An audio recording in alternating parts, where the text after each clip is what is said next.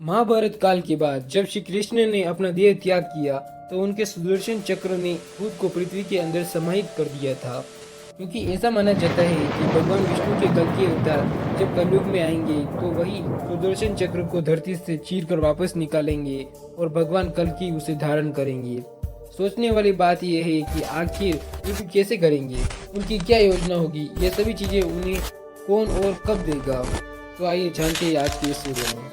भगवान परशुराम जो उन्हें ये सब विद्या सिखाएंगे जो आज भी जीवित है और उनकी प्रतीक्षा कर रहे हैं। सिर्फ सुदर्शन चक्र ही नहीं, कुंती पुत्र कर्ण का अमोघ कवच और कुंडल भी उनकी इस युद्ध में सुरक्षा करेगा। बताया जाता है कि महाभारत काल के बाद आज भी समुद्र देव और सूर्य देव इस कवच और कुंडल की सुरक्षा पूरी के एक कोणार्क में सदियों से कर रहे हैं।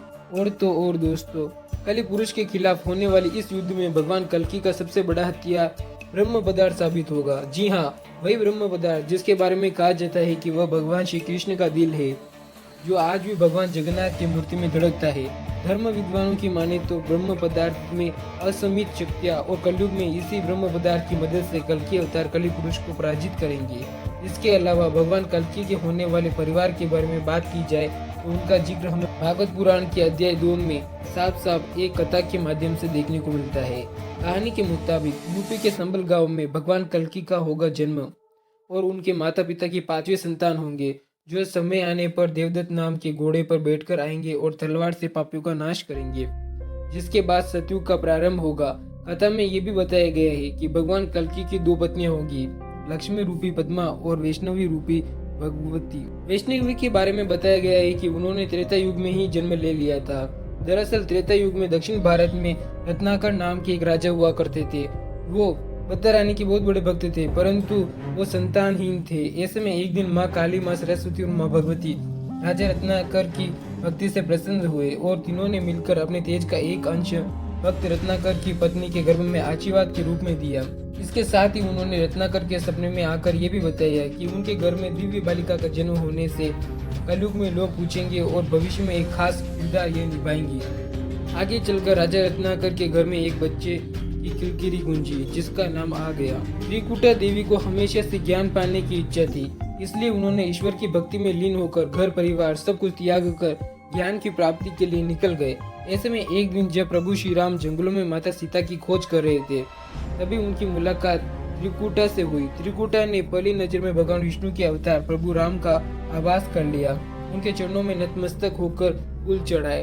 भगवान राम त्रिकुटा की तपस्या से प्रसन्न होकर उसको वैष्णवी नाम दिया। परंतु जब त्रिकुटा ने भगवान राम को उनके अंदर समाहित होने की प्रार्थना की तो उन्होंने इसके लिए उसे मना कर दिया और कहा कि समय आने पर एक दिन मैं तुम्हारे पास आऊंगा और अगर तुम मुझे पहचान पाओगी तो तुम्हारी सारी इच्छाएं पूर्ण होगी। यह कहकर प्रभु श्री राम वहां से चले गए। दोस्तों, समय बीतता गया और त्रिकुटा अपने प्रभु श्री राम के इंतजार में आस लगाए बैठी हुई थी।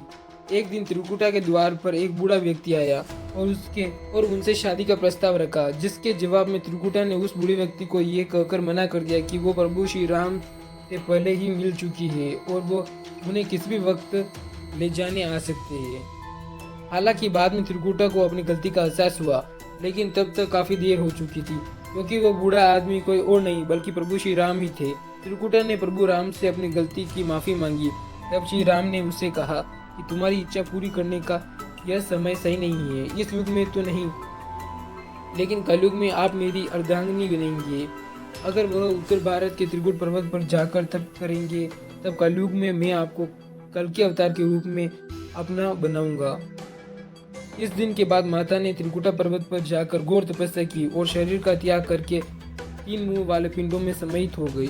मान्यता है कि भगवान विष्णु के 10वें अवतार कल्कि का जब कली पुरुष के संघर्ष के साथ जंग होगा तो वह देवी से विवाह करेंगे। वही भगवान कल्कि के 4 पुत्र भी होंगे, जिनका नाम जय, विजय, मेघवाल और बलाहक होगा।